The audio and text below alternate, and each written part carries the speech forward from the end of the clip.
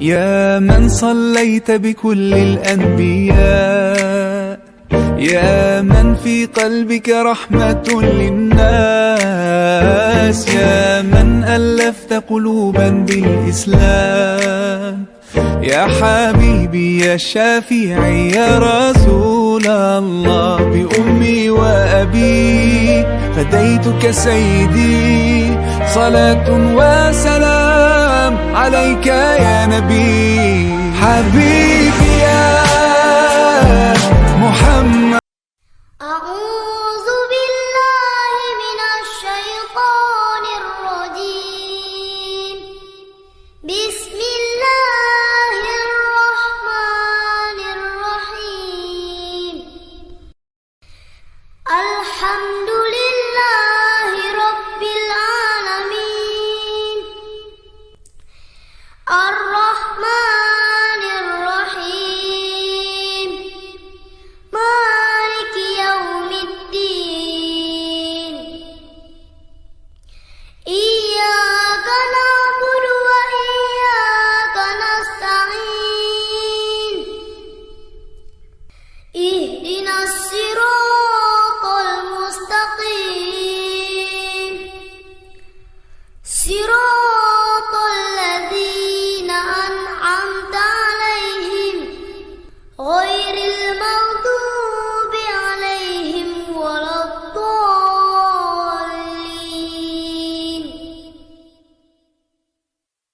أعوذ بالله من الشيطان الرجيم. بسم الله الرحمن الرحيم. قل هو الله أحد، الله الصمد، لم يلد ولم يولد ولم يكن له كفوا أحد. من الشيطان الرجيم. بسم الله الرحمن الرحيم.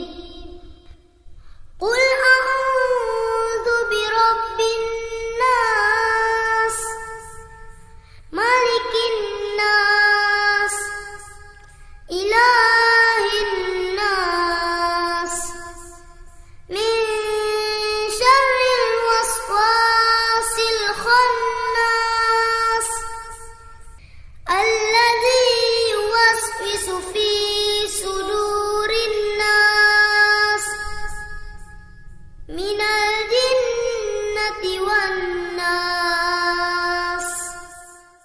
أعوذ بالله من الشيطان الرجيم. بسم الله الرحمن الرحيم. قل أعوذ برب الفلق، من شر ما خلق، ومن شر غاسق إذا وقب، ومن شر النفاثات في العقد، ومن شر حاسد إذا حسد.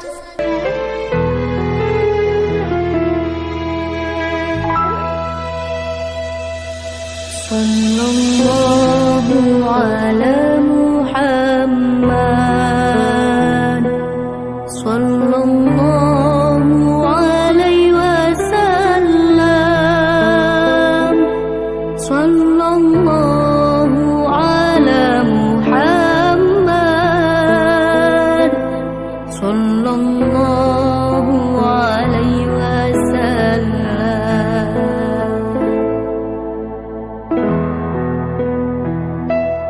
صلى الله على محمد، صلى الله عليه وسلم، صلى الله على محمد، صلى الله عليه وسلم.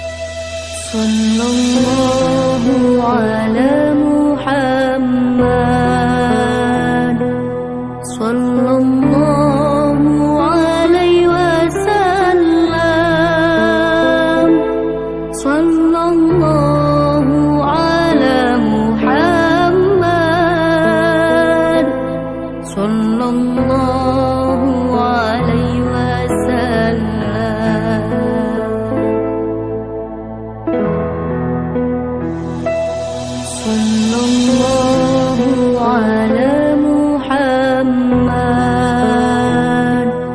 sallallahu alaihi wasallam, sallallahu ala Muhammad, sallallahu alaihi wasallam.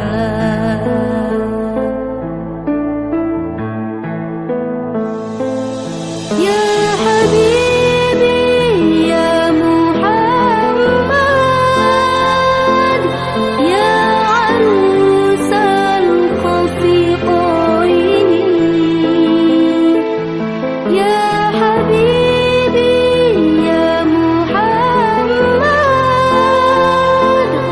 ya arusal khafiqaini, ya muayyad ya mumajjad, ya imam al-qiblataini, ya muayyad ya mumajjad, ya imam al-qiblataini.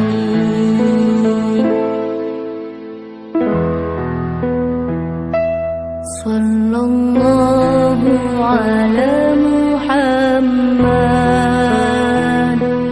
sallallahu alaihi wasallam, sallallahu ala Muhammad, sallallahu alaihi wasallam.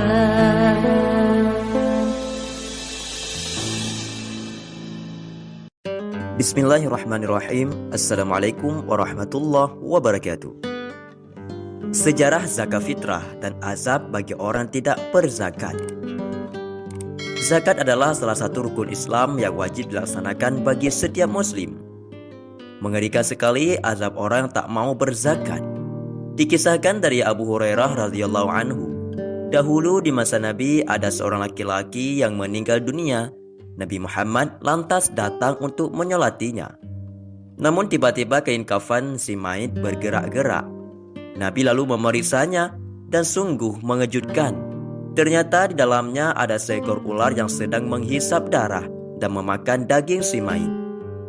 Melihat hal itu, sahabat Abu Bakar lantas hendak memukul ular itu. Namun anehnya, ular itu bisa berbicara.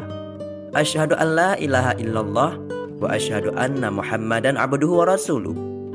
Wahai Abu Bakar, mengapa aku hendak kau pukul, padahal aku tak berdosa, dan aku diperintahkan untuk melakukan pekerjaan ini.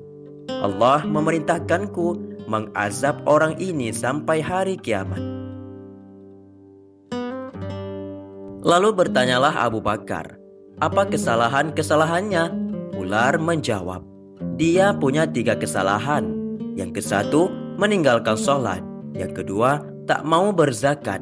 Dan yang ketiga, tak mau mendengar perkataan ulama. Kisah ini bersumber dari kitab Durratun Nasihin. Adapun kisah asal-usul zakat fitrah di bulan Ramadan dan azabnya. Sejarah asal-usul zakat fitrah berawal saat turunnya ayat tentang zakat pada Nabi yang saat itu beliau masih berada di Mekah. Ada beberapa ayat Makkiyah yang mengandung lafaz zakat, di antaranya surat Ar-Rum ayat 39 dan surat-surat An-Naml ayat 3, surat Luqman ayat 4, surat Al-Mu'minun ayat 4, surat Al-A'raf ayat 156 dan juga surat Al-Fussilat ayat 7. Namun kala itu zakat belum disyariatkan. Barulah setelah Nabi berhijrah ke Yastrib atau Madinah, zakat barulah mulai dipraktikkan. Sebelum berlakunya zakat, di Mekah Islam sudah menanamkan sikap kesadaran bagi kaum muslimin tentang adanya hak orang lain dalam harta mereka. Sebagaimana keterangan dalam Quran surah Az-Zariyat ayat 19. A'udzubillahi minasyaitonirrajim. Wa fi amwalihim haqqul lisalin wal mahrumin. Dan pada harta benda mereka ada hak untuk orang miskin yang meminta dan orang miskin yang tidak meminta. Setelah Nabi hijrah ke Madinah, kemudian turunlah ayat tentang kewajiban zakat. Namun ayat yang turun di Madinah ini berbeda dengan ayat yang turun di Mekkah, di mana zakat sudah ada aturan teknisnya seperti tentang pengumpulan dan pembagian zakat. Adapun zakat ada dua jenis, yaitu zakat fitrah dan juga zakat mal. Kewajiban zakat fitrah berlaku mulai 2 hari sebelum Idul Fitri tahun kedua Hijriah. Lalu di bulan Syawal muncul kewajiban zakat mal, yaitu zakat harta. Lalu di tahun ke-9 Hijriah turunlah surah At-Taubah ayat 60 yang menjelaskan siapa saja yang berhak menerima zakat. Adapun di antara hikmah berzakat adalah untuk menghilangkan kemiskinan dan juga menumbuhkan kasih sayang.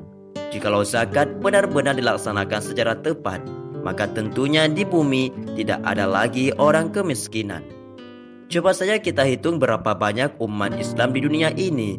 Lalu kebalikan, semisal zakat fitrah berupa beras per orang 1 sa' atau bila dikonversi ke kilo jadi 2,8 kg. Tentu banyak sekali hasilnya. Itu baru zakat fitrah. Belum lagi ada zakat mal seperti perhiasan, perdagangan, pertanian, peternakan, uang, dan masih banyak lainnya. Rasulullah SAW bersabda, Islam dibangun di atas 5 hal. Kesaksian sesungguhnya tiada Tuhan selain Allah dan sesungguhnya Muhammad utusan Allah, melaksanakan salat, membayar zakat, berhaji, dan juga berpuasa di bulan Ramadan. Hadis riwayat Bukhari Muslim. Ada sebuah kisah tentang sahabat Rasulullah SAW, yaitu Sa'labah. Dia seorang miskin. Akan tetapi karena satu kesempatan dia didoakan oleh Rasulullah SAW dia untuk menjadi orang kaya, maka dia pun menjadi orang kaya raya. Namun Sa'labah bersikap kikir dan sombong setelah dia menjadi orang kaya dan enggan untuk membayar zakat. Sa'labah juga bersikap kikir dengan menghindari kewajiban berzakat. Kabar ini pun akhirnya sampai ke telinga Rasulullah SAW. Berulang kali Rasulullah mengutus orang untuk mengambil zakat dari Sa'labah. Tetapi sebanyak itu pula Sa'labah selalu berkelit. Setelah meminta hingga 3 kali dan 3 kesempatan berbeda, Rasulullah berkenan memegang janji Sa'labah.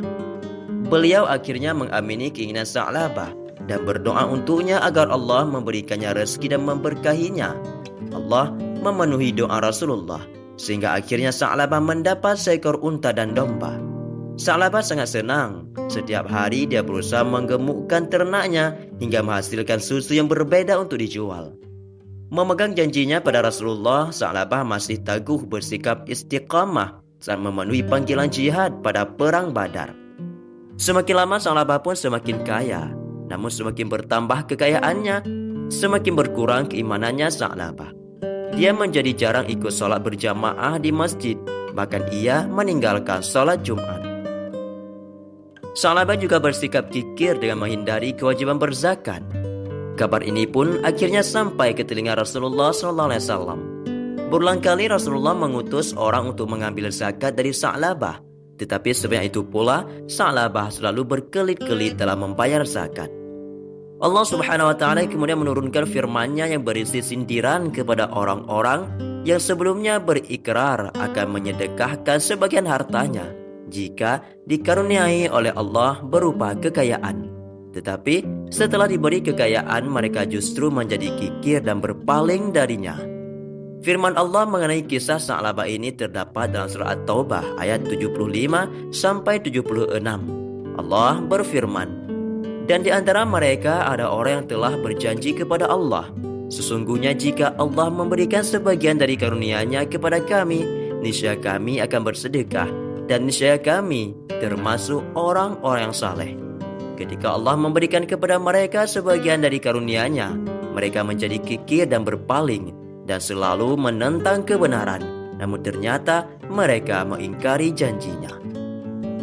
Ketika ayat itu disampaikan Rasulullah kepada para sahabatnya, ada salah seorang sahabat, Sa'labah, yang ikut mendengar dan kemudian menyampaikan hal itu kepada Sa'labah yang menjadi kalang kabut. Dia pun pergi menemui Rasulullah dan memohon agar beliau mau menerima zakat darinya. Namun, Rasulullah tak mau menerimanya lagi dan bersabda, "Sesungguhnya Allah melarangku untuk menerima zakatmu." Kemudian Sa'labah yang sangat menyesal meleburi kepalanya dengan tanah. Lalu Rasulullah berkata kepadanya, "Inilah amalanmu. Aku telah memerintahkan sesuatu kepadamu, tetapi engkau tidak mau mematuhiku." Hingga akhirnya Rasulullah dan para khalifah tidak menerima sedikit pun zakatnya akibat sikap Sa'labah yang kikir dan ingkar pada janjinya. Secara perlahan, kekayaannya pun menghilang hingga akhirnya dia bangkrut dan miskin kembali seperti semulanya. Demikianlah kisah Sa'labah yang kikir dan diberikan nikmat, tetapi ia tidak menjalankan perintah Allah.